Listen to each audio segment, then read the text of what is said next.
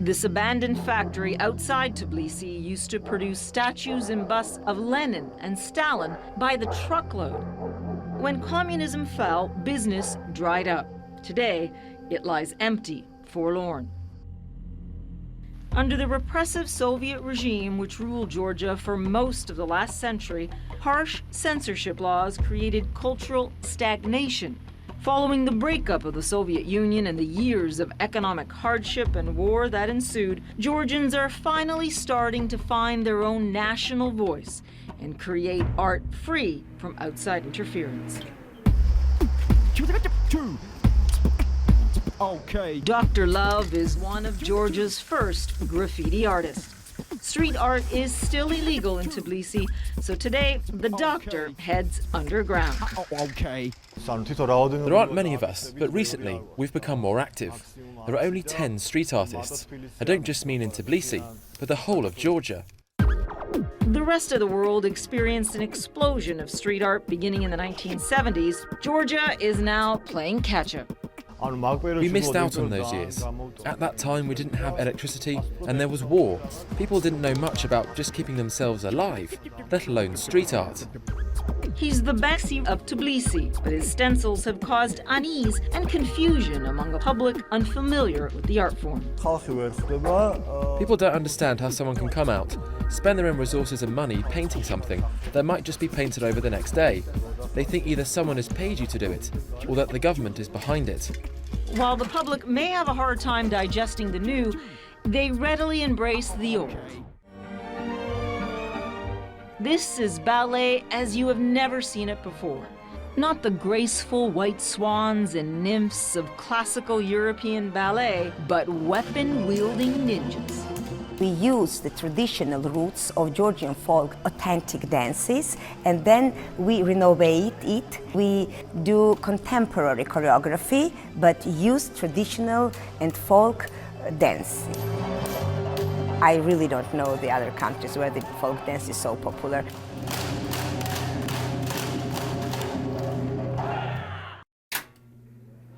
The Georgian National Ballet was founded in the 1940s by Nino's grandparents. They took note of traditional folk movements around the country and from them created their own unique choreography, which became known as Sukashvili.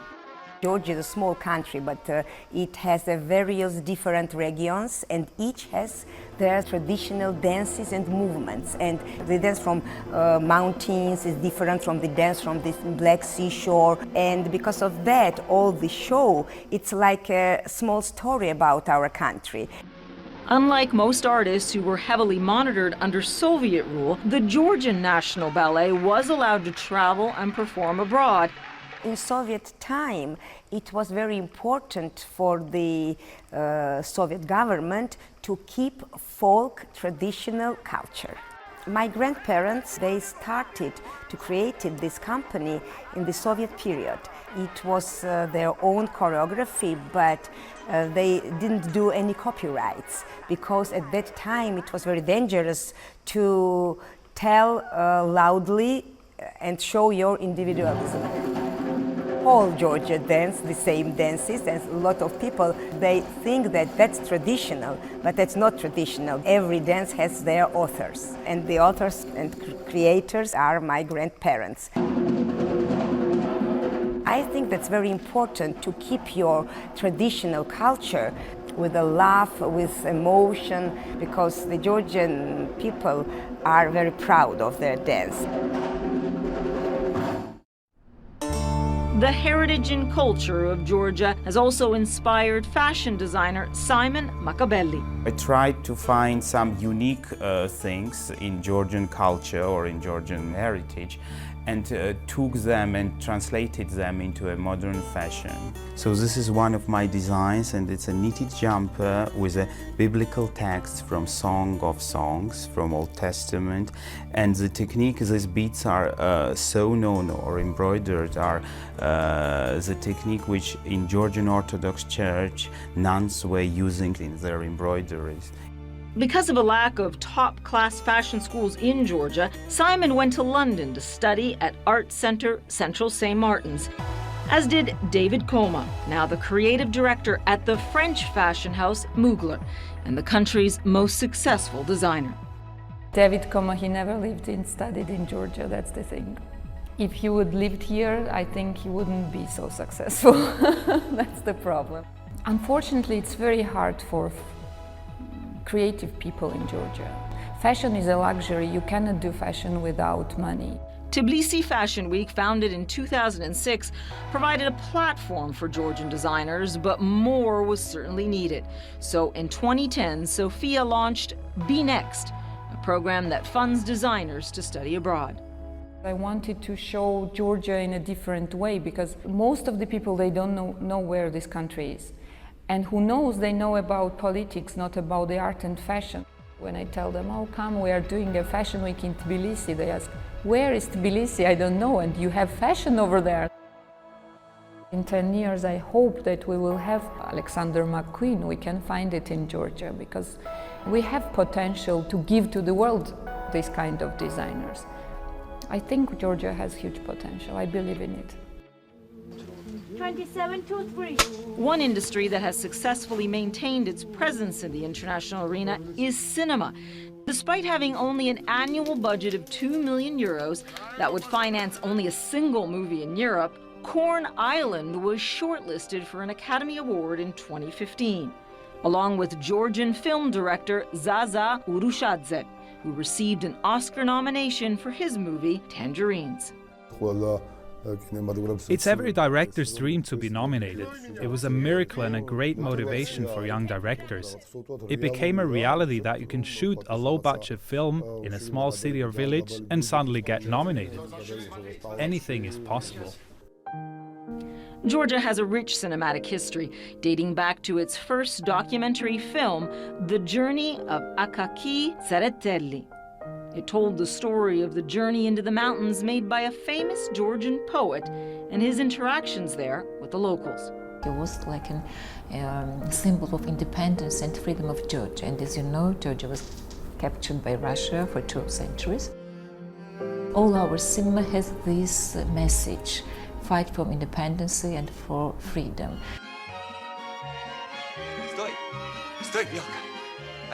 Unlike many art forms, Georgian cinema flourished in the Soviet era and even had a golden age in the 1950s and 60s. In 1958, The Cranes Are Flying, directed by Georgian-born Mikhail Kalatuzov, became the only Soviet movie ever to win the prestigious Palme d'Or. After collapse of Soviet Union, there was a big stagnation for 12 years because there were 2 civil wars, there were power cuts, there was criminal situation. I think that our filmmakers are the bravest people in the world because to make films with such small budget is terrible, but they're making. That's why they're making good films, because it's like you say, it's like a price of their life. They are doing it with their blood and with their flesh, so it's making film. Now, while a new cultural scene is coming alive in Tbilisi, an ancient culture finds itself under threat. Join us after the break as we journey to the highest village in Europe to meet the Zvans.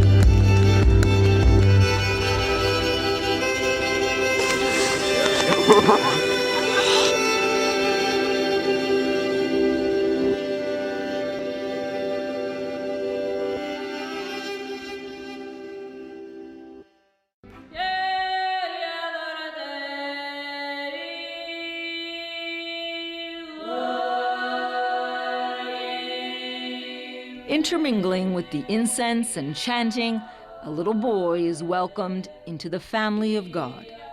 In the 4th century, Georgia became one of the first regions in the world to adopt Christianity, and the Orthodox Church has played a central role in its culture ever since.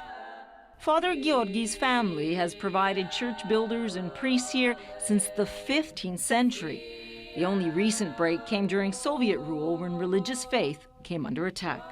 In 1937, all churches and monasteries were abolished here, and they exiled or shot the clergy, or forced them to abandon their ministry. In 1988, he was the first priest to return to the church in the remote region of Svaneti, nestled in the gorges of the Caucasus Mountains. Upper Svaneti is so remote it was without electricity until 1977, and until just 8 years ago was cut off by snow every winter.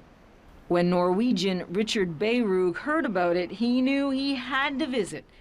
6 years later, he's still there. The Georgians were telling me all these fantastic stories about Svaneti. This was like close to heaven as you can come. Blonde people, blue-eyed, so beautiful, the most beautiful part not only of Georgia but probably of the world. So I wanted to go there one day. The most celebrated location in Svaneti is Ushkuli, which has the distinction of being the highest settlement in Europe. It's also one of the most remote. The only way to get to this collection of villages that has been here since the 9th century is by a death-defying track that winds around steep cliffs. Locals say it has the ability to take your breath away, and they mean that quite literally. In Svaneti there are about 200 of these swan towers, like the skyscrapers of the Middle Ages. So this is a very unique part of European cultural heritage. The isolation of Svaneti has always played a special role in Georgian history. This was where they kept the most precious valuables because it was so hard to enter for enemies. And also for the communists, it was hard to enter Svaneti. Communism came to Svaneti only in 1924, several years later than it came to Georgia. And I don't think that communism got so strong in Svaneti as many other places, because here the communists that came here, they had to take into account these strong local traditions. Ushkuli was awarded UNESCO heritage status in 1993. There are only about 70 families living here now, and because of the remoteness of the region, they have kept alive folk rituals dating back to the Middle Ages. Watch here as they celebrate what they call the Day of Prayer, a ceremony during which they slaughter a cow and offer it up as a sacrifice to the church before the seasonal cutting of the grass. And in Svaneti, the world with pagan tradition or pre-Christian tradition and Christian tradition are very much merged and live well together in a way. So when the hunters are going hunting, they pray to God that the hunting will be good, but they also pray to the old goddess of Dad, which was the hunting goddess, before Christ entered Svaneti. On the exterior of the church, many churches have also heads of animals, which dates back to the time before Christianity came to Svaneti in the 6th century. We are now in the Church of St. George, painted by the court artist Theodore in the year 1130. And if you turn around here, you also then see how Christian people were tortured because of their faith. Almost for 900 years this church has not been renovated, just been cleaned a little bit. So it's quite astonishing how the wall paintings have been preserved. The sound of perhaps the oldest polyphonic music in the world. Vajtang Pilpani and his folk band sing songs which they say have echoed around these mountains for the past 4,000 years. One of the community's oldest residents, 100-year-old Katya, watches on with pride. Svans were always good people, the best ones. Why? Because Svan men are brave, the women are ideal, they're heroes. UNESCO can help preserve the buildings, but the challenge is preserving the rituals and the songs. Svan culture has been exposed to more change in the past few years than in the previous 1,000. 2/3 of the Svan songbook has disappeared from oral tradition over the past 2 generations. The intimate culture within which they were passed down no longer exists. We had traditionally big family. Big family is when in one house is very many people together. For example, my mother is 81 years old and my father also. In the family of my mother was 37 people together. And in the family of my father was 29 people and everybody was singing. And in the evening they had not Facebook, they had not TV, newspapers, and for them Facebook was songs and dance and playing on the folk music instruments. It is biggest problem for the like Swanetian territory when are coming very many tourists when is moderning life, and it is very difficult keeping of the traditional.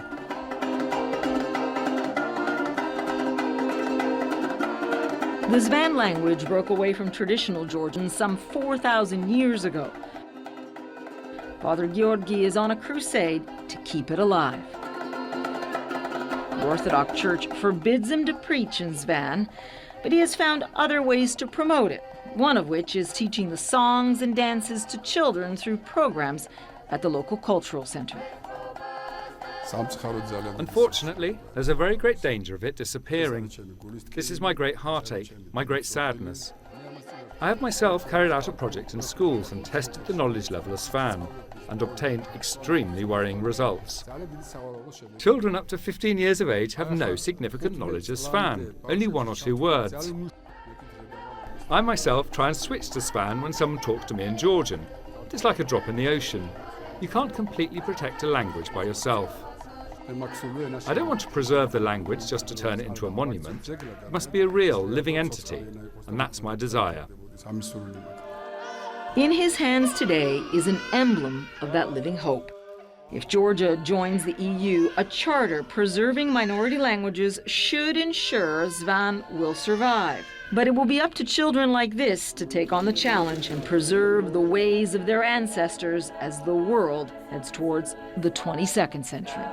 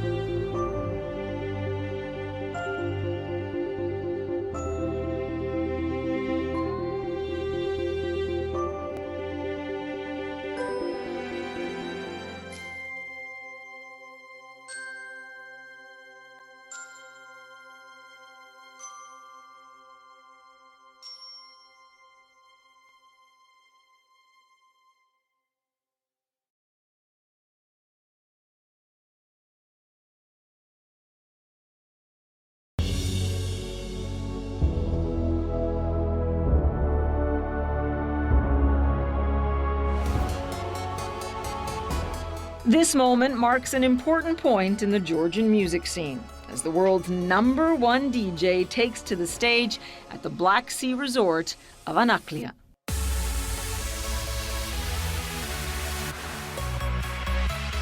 Actually, I see this excitement already for 2 months since we announced about Army 1 Buren.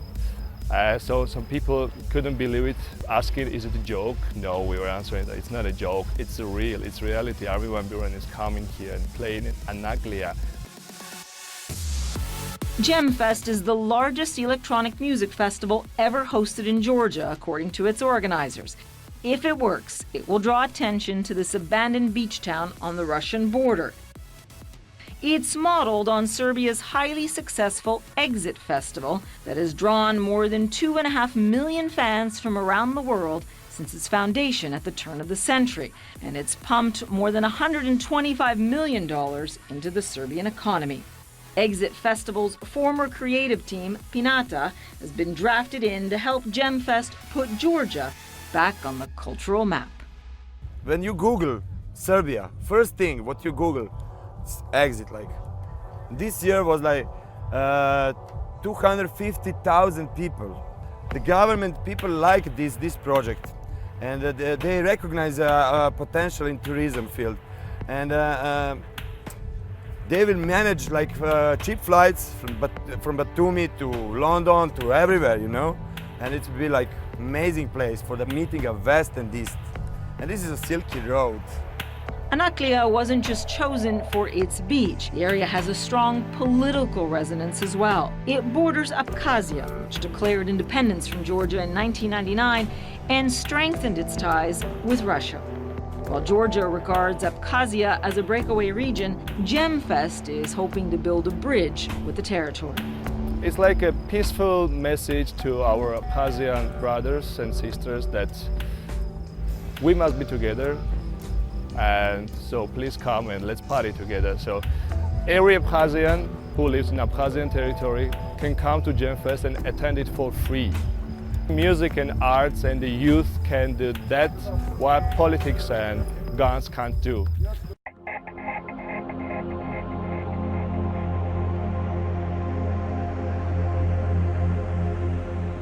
Kazantip, Anaklia's most recent electronic music festival, stirred up controversy. The still powerful Georgian Orthodox Church raised concerns about drug use and nudity. This caused a division between Georgia's conservative crowds and its more progressive ones. We are an Orthodox country. I too regard myself to be an Orthodox Christian.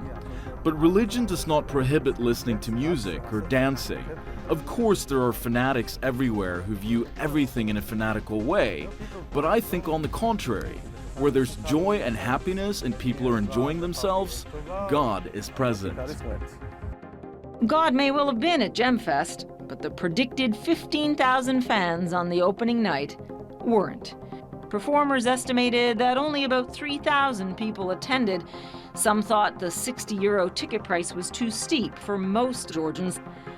However, for those who were there, none of this mattered, and the festival was a beacon of light. For opening act Nura, it was a dream come true to perform on the same stage as his hero.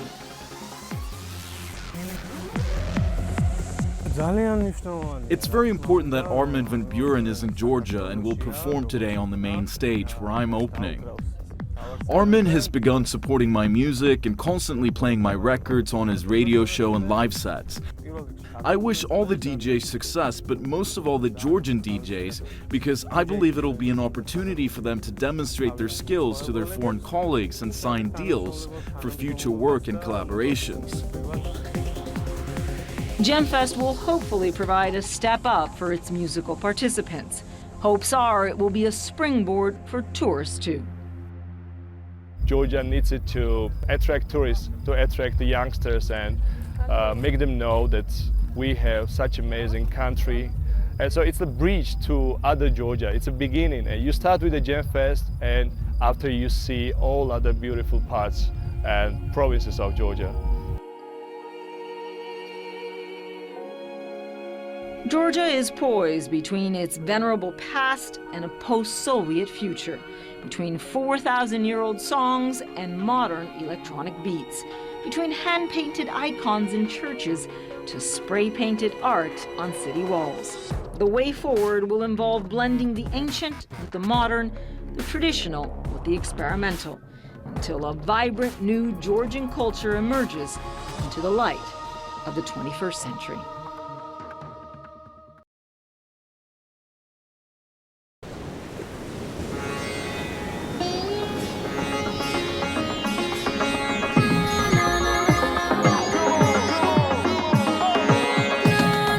यार आज हमारे भैया आ रहे हैं अपने उनको लेकर। हाँ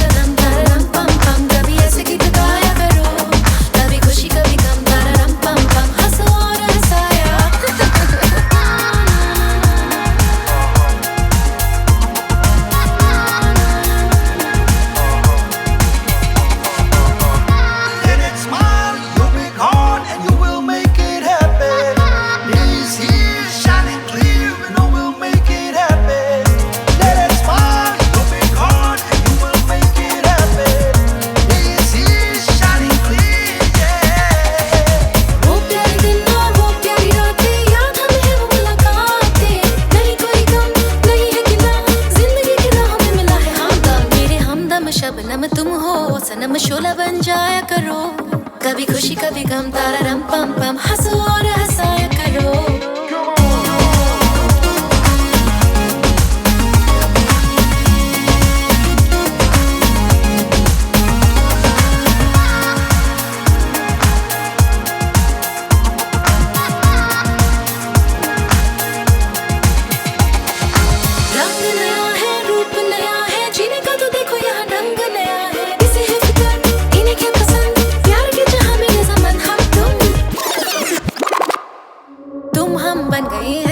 बेधड़क मेरे घर आया करो कभी खुशी कभी गम तारा रम पम पम हंसो और हंसाया करो उठ सबके कदम तारा रम पम पम कभी ऐसे गीत गाया